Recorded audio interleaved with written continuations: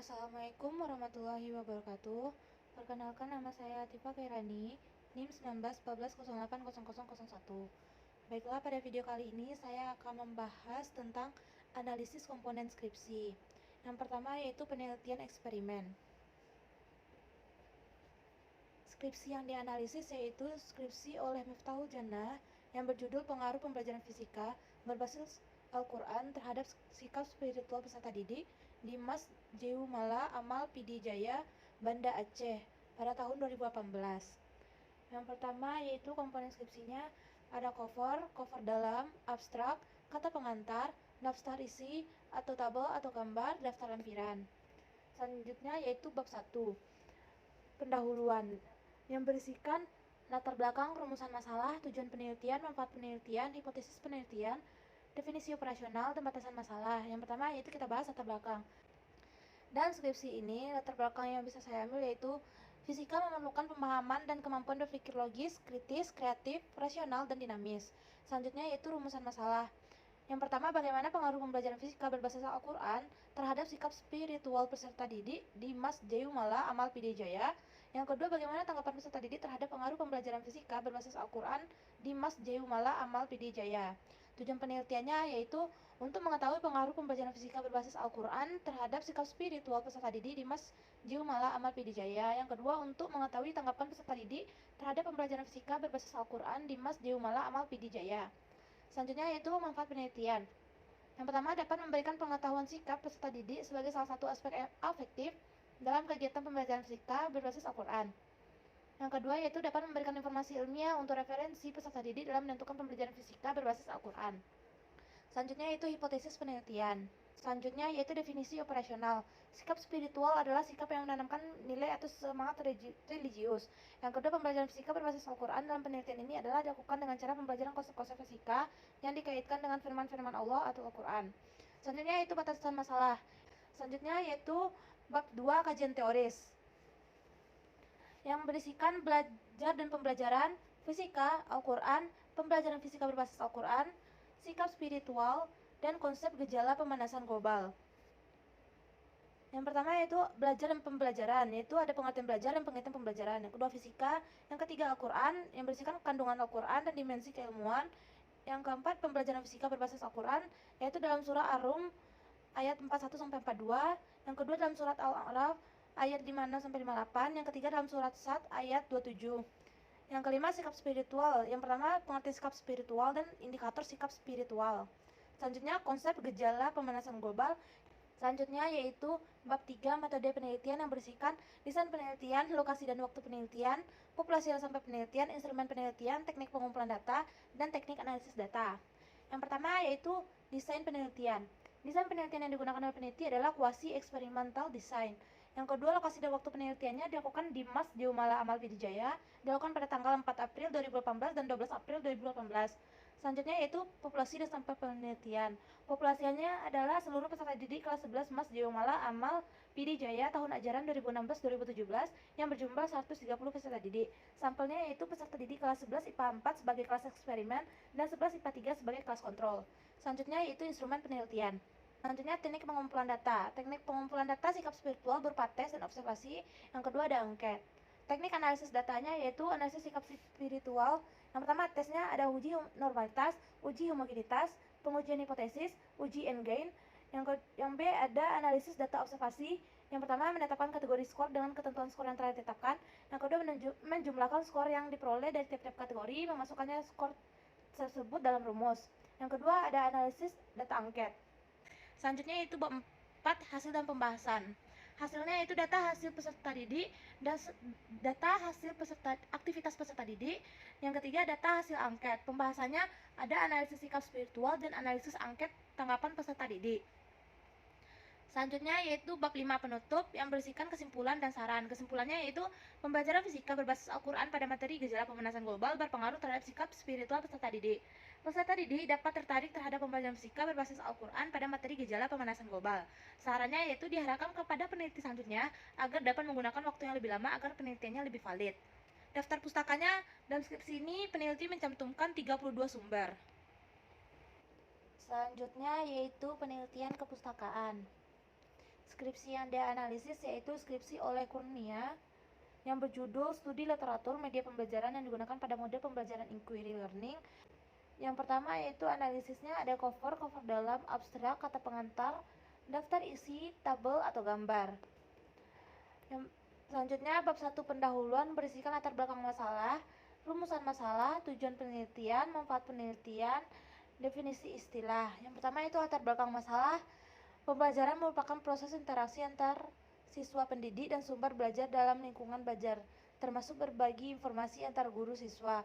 Tugas guru merupakan memberikan kemudahan kepada siswa dengan menciptakan suasana belajar yang menyenangkan agar mindset siswa dapat berubah mengenai fisika. Selanjutnya yaitu rumusan masalah. Seberapa besar persentase analisis penggunaan media pembelajaran yang digunakan pada model pembelajaran inquiry learning?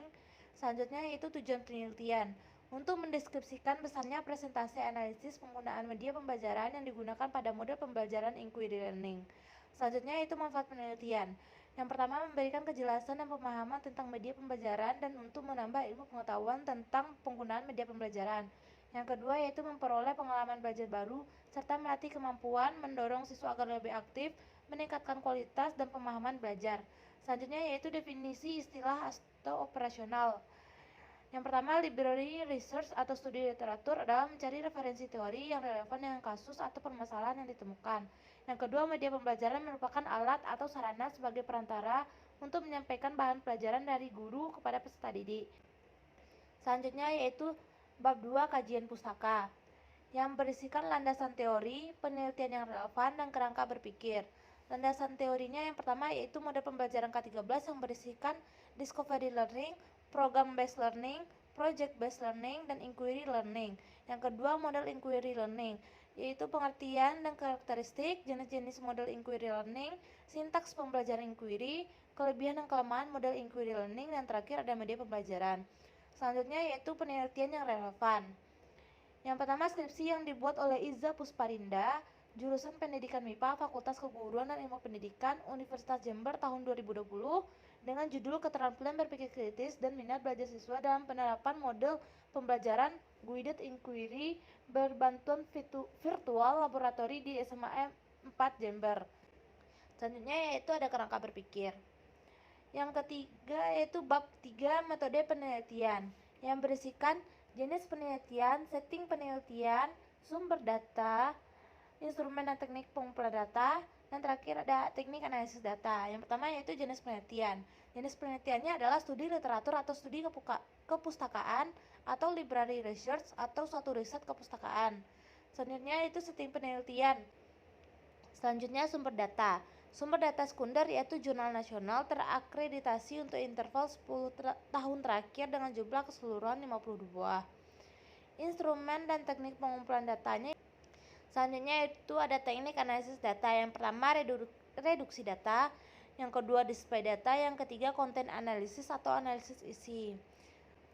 Bab 4 yaitu hasil dan pembahasan. Hasil penelitiannya adalah media pengajaran yang paling banyak digunakan adalah pendidikan dan teknologi fisika atau PHET yang secara langsung menjelaskan fenomena abstrak sehingga siswa dapat dengan mudah memahaminya. Selanjutnya pembahasannya berdasarkan hasil yang diperoleh terlihat bahwa perkembangan media pembelajaran interaktif pada model inquiry learning dapat dalam pembelajaran fisika di Indonesia sebagian besar menggunakan media Physics Education Technology atau PHET walaupun dalam versi yang berbeda sesuai dengan materi fisika. Selanjutnya yaitu bab 5 kesimpulan, implikasi, dan saran. Kesimpulannya yaitu dari berbagai jenis media pembelajaran, media yang sering digunakan yaitu Physics Education Technology atau PHET dengan presentasi sebesar 28% karena berbagai alasan. Sarannya yaitu yang pertama, menghadapi kekurangan di atas, peneliti perlu menekankan bahwa media memiliki manfaat yang tidak terbatas dalam dunia pendidikan untuk pembangunan.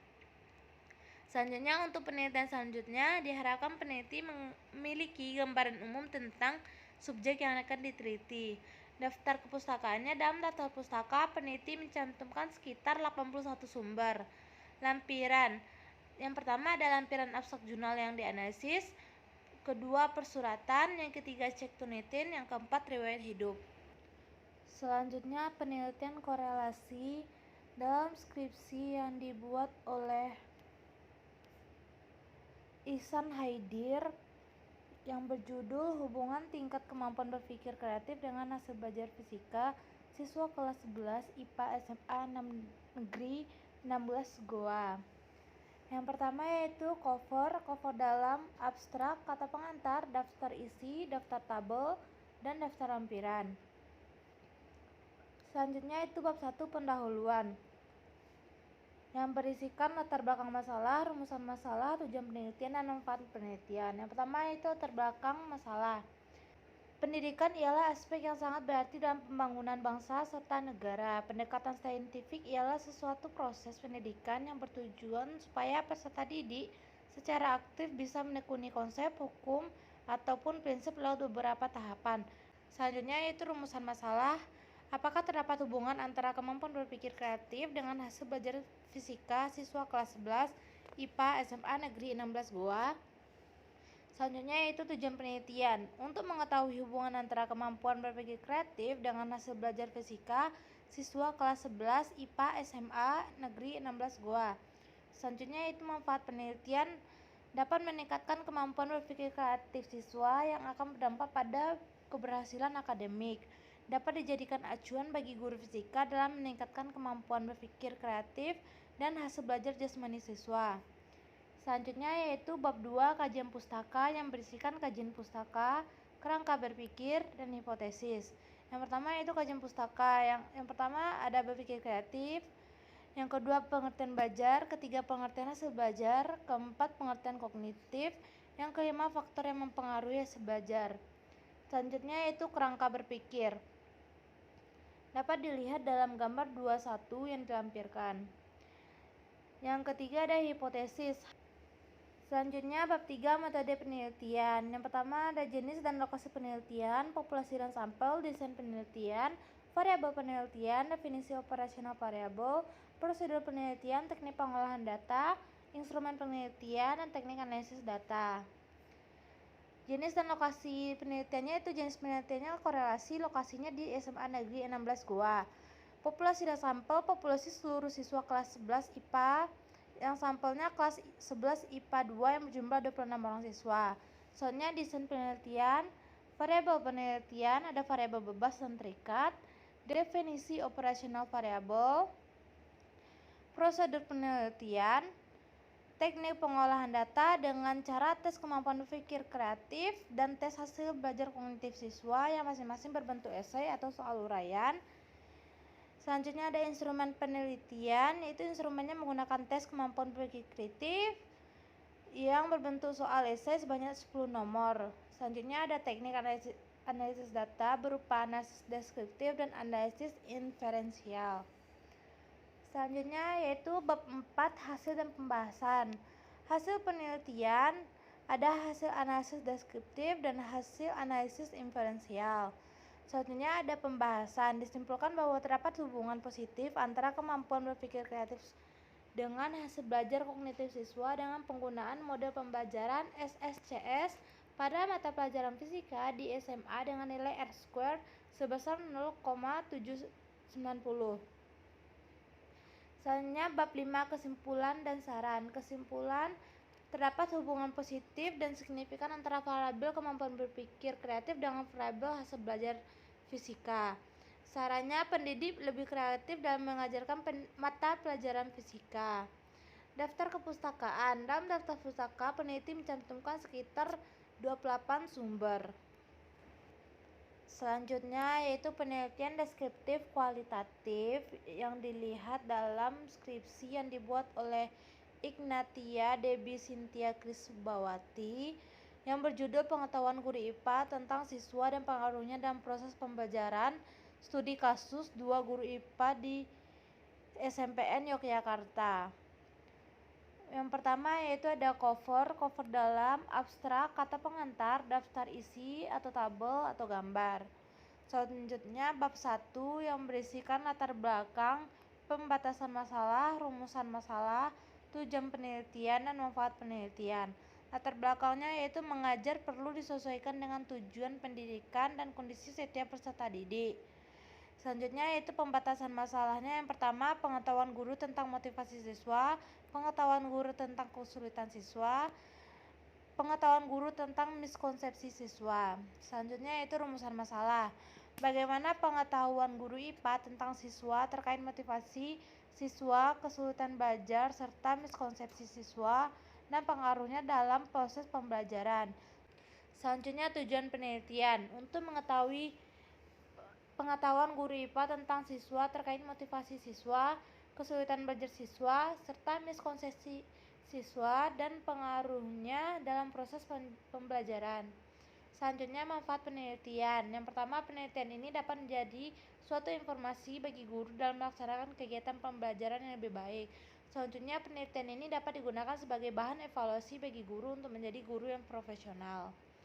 Selanjutnya yaitu bab 2, landasan teori, yang berisikan pengetahuan guru tentang siswa, pedagogical context knowledge atau PCK, komponen-komponen PCK, pembelajaran IPA, penelitian yang relevan. Selanjutnya yaitu bab 3, metode penelitian, terdiri atas jenis penelitian, subjek dan objek penelitian, tempat dan waktu penelitian, metode pengumpulan data, metode analisis data, dan pembahasan pedoman analisis data. Yang pertama yaitu jenis penelitiannya adalah deskriptif kualitatif. Subjeknya yaitu 2 orang guru IPA dari suatu SMP negeri, dan objeknya yaitu pengetahuan guru mengenai siswa yang diajarnya. Tempatnya yaitu dilaksanakan di Daerah Istimewa Yogyakarta pada April sampai Juni 2017. Metode pengumpulan datanya yaitu berupa record, transkrip wawancara, field notes, dan lain-lainnya. Selanjutnya metode analisis data dan pembahasan yaitu transkripsi data, penentuan topik, kategorisasi kode. Selanjutnya yaitu pedoman analisis data. Selanjutnya bab 4, data, analisis data, dan pembahasan. Yang pertama yaitu datanya berupa deskripsi penelitian dan hasil penelitian. Analisis data dan pembahasannya yaitu dari hasil penelitian yang telah dilakukan, pengetahuan guru mengenai siswanya yang dimiliki oleh guru X dan guru Y terungkap. Pengetahuan guru tentang siswa tersebut terungkap dari hasil wawancara dengan kedua guru. Dari hasil wawancara tersebut diketahui pula bahwa guru X dan guru Y memiliki pengetahuan yang berbeda-beda mengenai siswanya. Selanjutnya yaitu bab 5, penutup, yang terdiri atas kesimpulan dan saran. Kesimpulannya yaitu pengetahuan guru tentang motivasi siswa, pengetahuan guru tentang kesulitan belajar, pengetahuan guru tentang miskonsepsi siswa. Sarannya yaitu untuk penelitian berikutnya diharapkan untuk membuat pedoman wawancara yang lebih kompleks. Daftar pustakanya dalam skripsi ini peneliti mencantumkan sebanyak 20 sumber. Selanjutnya yaitu penelitian deskriptif kuantitatif. Dapat dilihat dalam skripsi yang dibuat oleh Asih Dwi Lestari yang berjudul Hubungan Kejenuhan Belajar Secara Daring terhadap Hasil Belajar Fisika Siswa Sekolah Menengah Atas Islam Al-Falah Kota Jambi. Yang pertama ada cover dalam, abstrak, kata pengantar, daftar isi atau tabel atau gambar, dan daftar lampiran. Selanjutnya yaitu bab 1, pendahuluan, yang berisikan latar belakang, identifikasi masalah, pembatasan masalah, rumusan masalah, tujuan penelitian, dan manfaat penelitian. Yang pertama itu latar belakangnya, seorang siswa yang mengalami kelelahan belajar merasa seolah-olah informasi dan kemampuan yang diperoleh dari penguasaan belum maju. Selanjutnya yaitu identifikasi masalah. Proses pembelajaran yang dilakukan secara daring membuat siswa kurang mengerti akan materi yang disampaikan. Selanjutnya yaitu pembatasan masalahnya. Ada 2 variabel dalam penelitian, yaitu kejenuhan belajar siswa dan hasil belajar siswa. Selanjutnya rumusan masalah. Bagaimana tingkat kejenuhan belajar pada siswa kelas 10 IPA di Sekolah Menengah Atas Islam Al-Falah Kota Jambi. Yang kedua, bagaimanakah hubungan kejenuhan belajar secara daring dengan hasil belajar fisika siswa kelas 10 IPA di Sekolah Menengah Atas Islam Al-Falah Kota Jambi. Selanjutnya yaitu tujuan penelitiannya untuk mengetahui tingkat kejenuhan belajar pada siswa kelas 10 IPA di Sekolah Menengah Atas Islam Al-Falah Kota Jambi. Yang kedua, untuk mengetahui hubungan kejenuhan belajar secara daring dengan hasil belajar fisika siswa kelas 10 IPA di SMA Islam Al-Falah, Kota Jambi. Selanjutnya ada manfaat penelitian. Selanjutnya yaitu bab 2, tinjauan pustaka yang berisikan deskripsi teori, studi yang relevan, kerangka berpikir, dan hipotesis penelitian. Deskripsi teorinya yaitu ada kejenuhan belajar, pembelajaran daring, hasil belajar, pembelajaran fisika. Yang kedua yaitu ada studi relevan. Yang ketiga kerangka berpikir. Dan yang keempat, hipotesis penelitiannya yaitu terdapat hubungan yang signifikan antara kejenuhan belajar secara daring terhadap hasil belajar fisika siswa SMA Islam Al-Falah, Kota Jambi. Selanjutnya yaitu bab 3, metode penelitian. Yang pertama ada tempat dan waktu penelitian, yang kedua variabel penelitian, yang ketiga metode dan desain penelitian.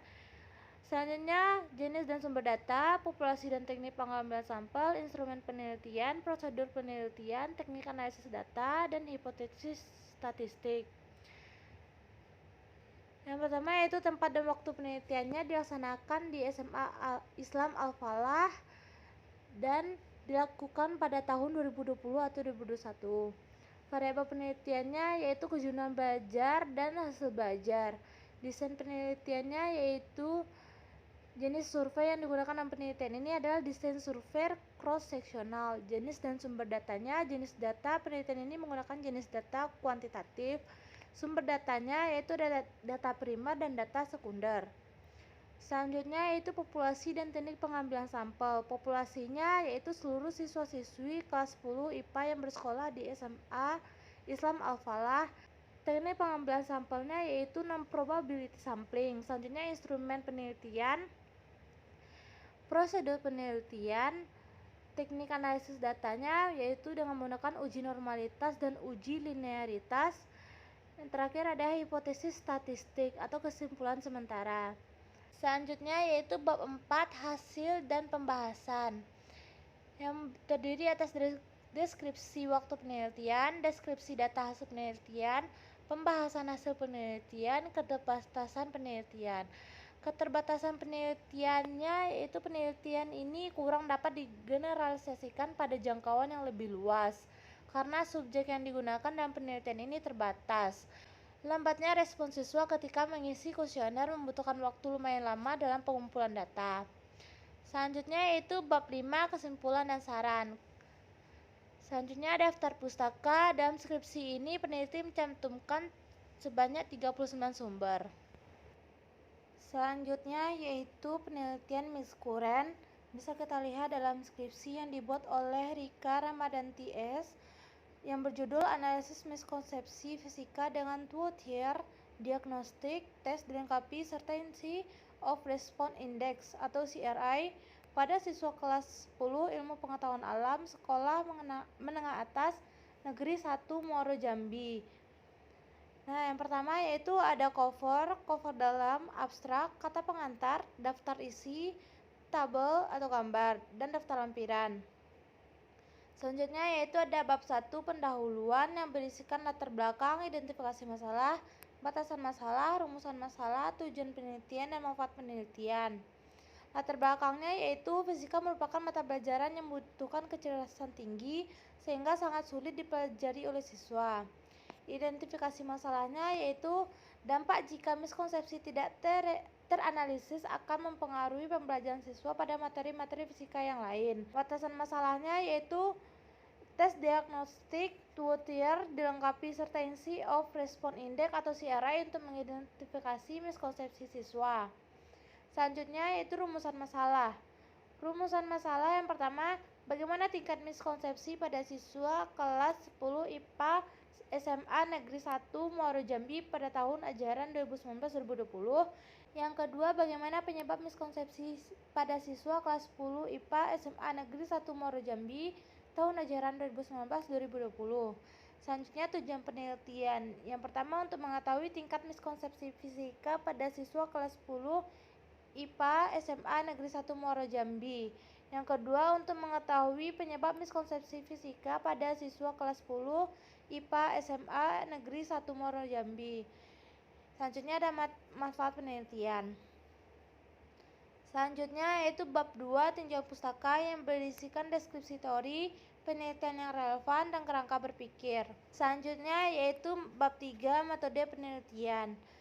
Yang pertama yaitu waktu dan lokasi penelitiannya dilaksanakan di SMA Negeri 1 Muaro Jambi tahun ajaran 2019-2020, semester 2 kelas 10 IPA.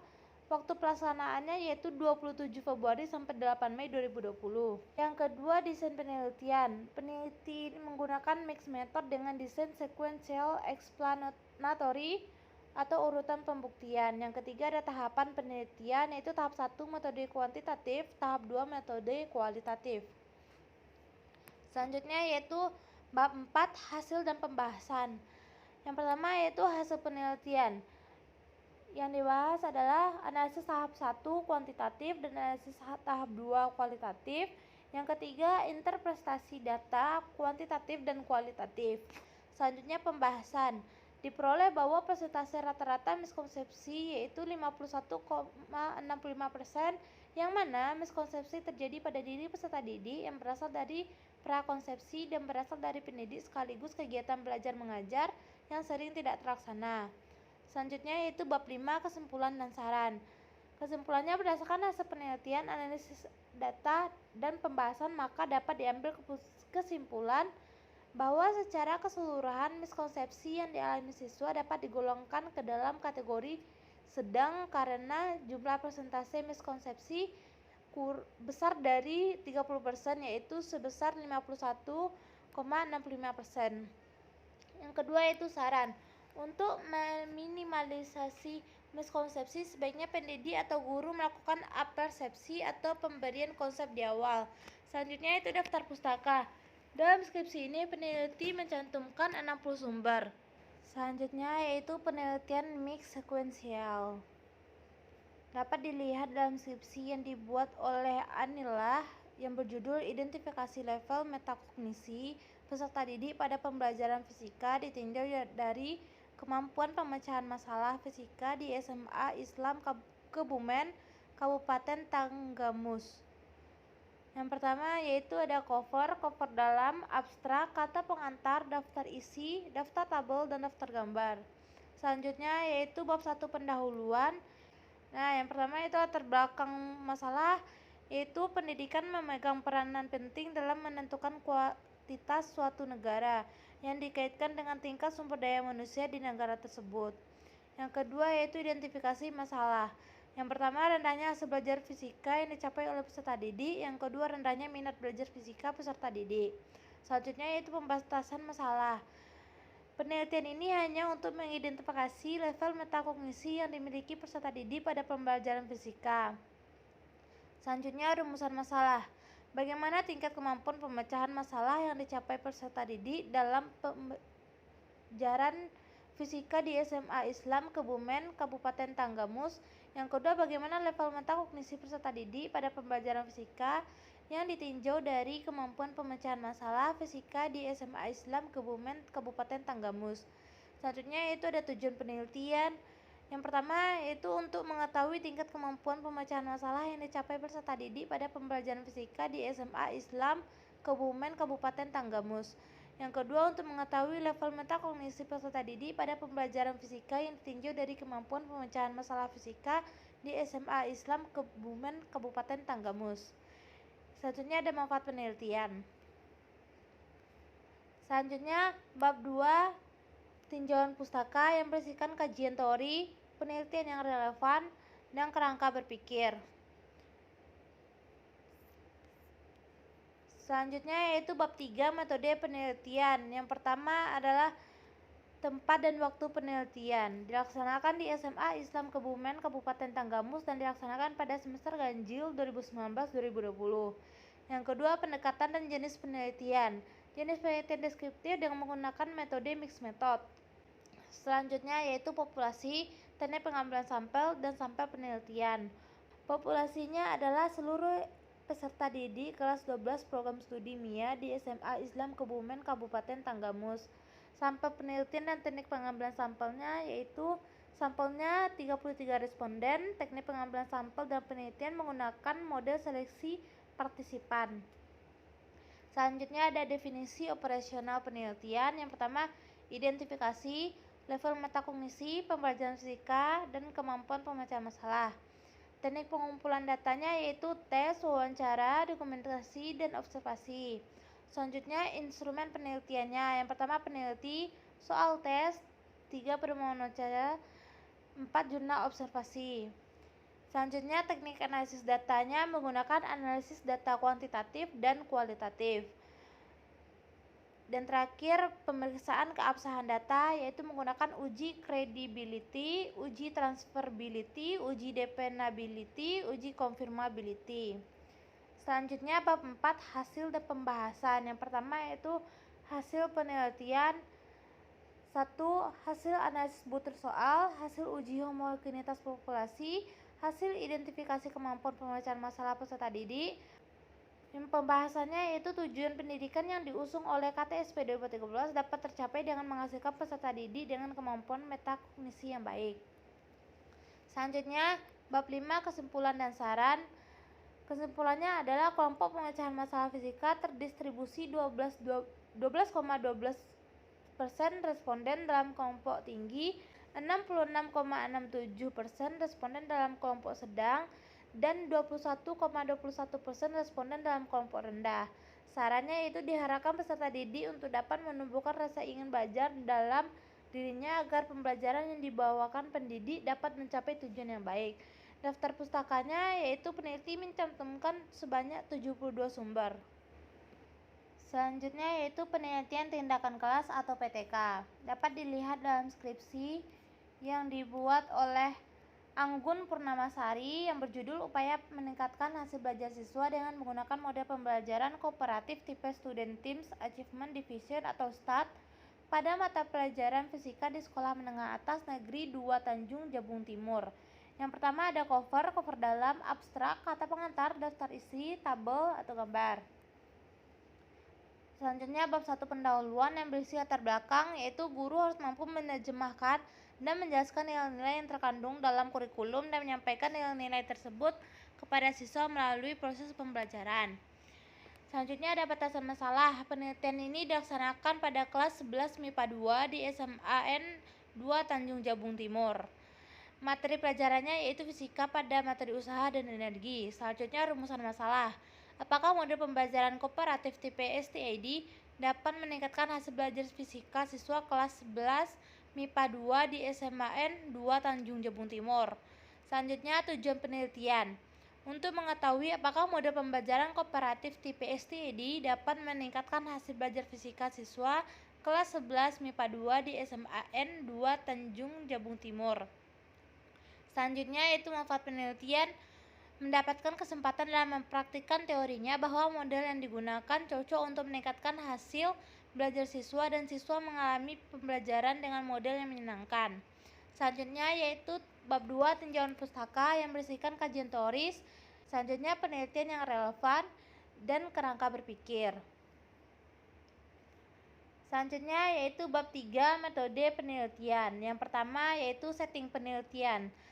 Tempat dan waktu penelitiannya di SMAN 2 Tanjung Jabung Timur dan dilaksanakan pada tahun ajaran 2020-2021 pada semester ganjil. Subjek penelitiannya yaitu siswa kelas 11 MIPA 2 sebanyak 32 orang. Selanjutnya itu sasaran penelitian. Pada penelitian tindakan kelas ini, peneliti bekerjasama dengan guru. Guru mengajar menggunakan model pembelajaran kooperatif tipe STAD, sedangkan peneliti mengamati proses pembelajaran fisika yang dilakukan oleh guru. Selanjutnya ada rencana tindakan. Selanjutnya teknik dan instrumen pengumpulan data. Yang pertama ada teknik pengumpulan datanya yaitu teknik observasi dan tes. Selanjutnya instrumen pengumpulan datanya dengan lembar observasi dan hasil tes belajar. Nah, di sini ada kisi-kisi instrumen hasil belajar yang dapat dilihat. Selanjutnya yaitu teknik analisis data, menggunakan teknik analisis kualitatif. Selanjutnya kriteria keberhasilan tindakan kelas, dan terakhir teknik pengumpulan data. Selanjutnya yaitu bab 4, hasil dan pembahasan. Yang pertama yaitu deskripsi pelaksanaan yang berisikan kondisi awal hasil belajar prasiklus, siklus 1 dan siklus 2. Selanjutnya adalah bab 5 kesimpulan yang berisikan kesimpulan dan implikasi. Kesimpulannya dapat disimpulkan bahwa dengan menerapkan mode pembelajaran kooperatif tipe STAD dapat meningkatkan hasil belajar siswa pada mata pelajaran fisika kelas 11 sampai IPA 2. Implikasinya yaitu mode kooperatif tipe STAD memberikan dampak positif kegiatan pembelajaran. Daftar kepustakaannya itu dalam daftar pustaka peneliti mencantumkan sekitar 25 sumber. Lampirannya yaitu melampirkan RPP atau rancangan pembelajaran. Selanjutnya yaitu Research and Development atau penelitian R&D. Dapat dilihat dalam skripsi yang dibuat oleh Sandi Aswara yang berjudul Pengembangan Media Pembelajaran Fisika berbasis video untuk meningkatkan minat dan pemahaman konsep siswa SMA. Yang pertama yaitu cover dalam, abstrak, kata pengantar, daftar isi, tabel, gambar, dan daftar lampiran. Dan selanjutnya bab 1 pendahuluan yang berisikan latar belakang. Latar belakangnya yaitu pendidikan adalah kegiatan yang membantu perkembangan siswa mencapai tujuan pembelajaran. Belajar fisika berarti berlatih untuk memahami konsep fisika, memecahkan dan menentukan mengapa dan bagaimana peristiwa terjadi. Selanjutnya ada identifikasi masalah. Yang pertama, rendahnya nilai rata-rata hasil UN Fisika 2011 sampai 2012 siswa SMA. Yang kedua, belum banyak digunakan video sebagai media pembelajaran. Yang ketiga, ada pembatasan masalah. Berfokus pada pengembangan video yang efektif untuk hanya meningkatkan minatnya saja dan kepahaman konsep dengan jenjang kognitif C1, C2, C3 dengan topik bahasa momentum dan impuls. Selanjutnya ada rumusan masalah. Yang pertama yaitu apakah layak media pembelajaran fisika berbasis video untuk pembelajaran momentum dan impuls.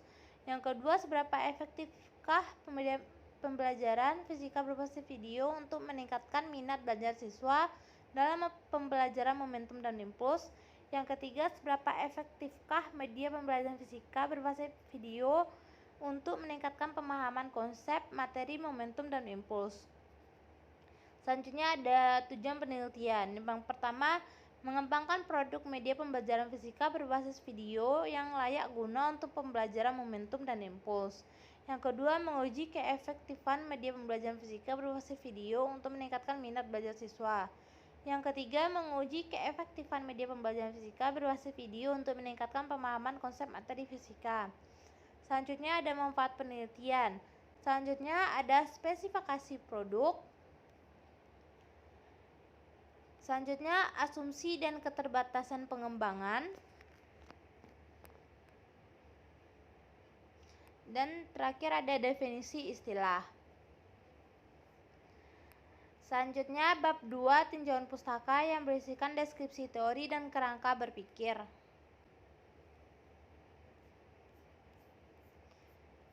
Selanjutnya yaitu bab 3 metode penelitian. Yang pertama, ada desain penelitian. Penelitian ini dilaksanakan menggunakan metode penelitian R&D. Penelitian R&D ini menggunakan model pengembangan 4P. Selanjutnya yaitu subjek penelitian. Siswa SMA Negeri 1 Depok kelas 11 IPA 3 semester Gasal tahun 2013-2014. Yang ketiga, waktu dan lokasi penelitiannya dilakukan pada semester ganjil bulan November tahun 2014. Lokasi penelitiannya adalah SMAN 1 Depok. Jenis datanya ada dua, yaitu data kualitatif dan data kuantitatif. Selanjutnya, instrumen penelitian, instrumen validasi produk, dan instrumen uji coba. Selanjutnya, teknik pengumpulan data. Dan terakhir ada teknik analisis data, yaitu analisis data kualitatif dan analisis data kuantitatif. Selanjutnya ada bab 4, yaitu hasil dan pembahasan. Hasilnya yaitu pendefinisian, perancangan, pengembangan, penyebaran. Pembahasannya yaitu hasil validasi media, nilai pretest dan posttest, hasil minat siswa, hasil angket respons siswa. Selanjutnya yaitu bab 5 kesimpulan dan saran. Kesimpulannya itu media pembelajaran fisika berbasis video dengan materi pokok tumbukan dan impuls untuk meningkatkan minat dan kemampuan konsep ini telah layak digunakan. Sarannya yaitu untuk uji coba lapangan sebaiknya dilakukan lebih dari satu kelas. Validasi sebaiknya juga mencakup validasi empiris berdasarkan hasil uji coba lapangan. Yang terakhir ada keterbatasan penelitian. Selanjutnya ada daftar pustaka. Dalam skripsi ini peneliti mencantumkan sebanyak 22 sumber. Baiklah, sekian materi dari saya. Maaf bila ada salah. Assalamualaikum warahmatullahi wabarakatuh.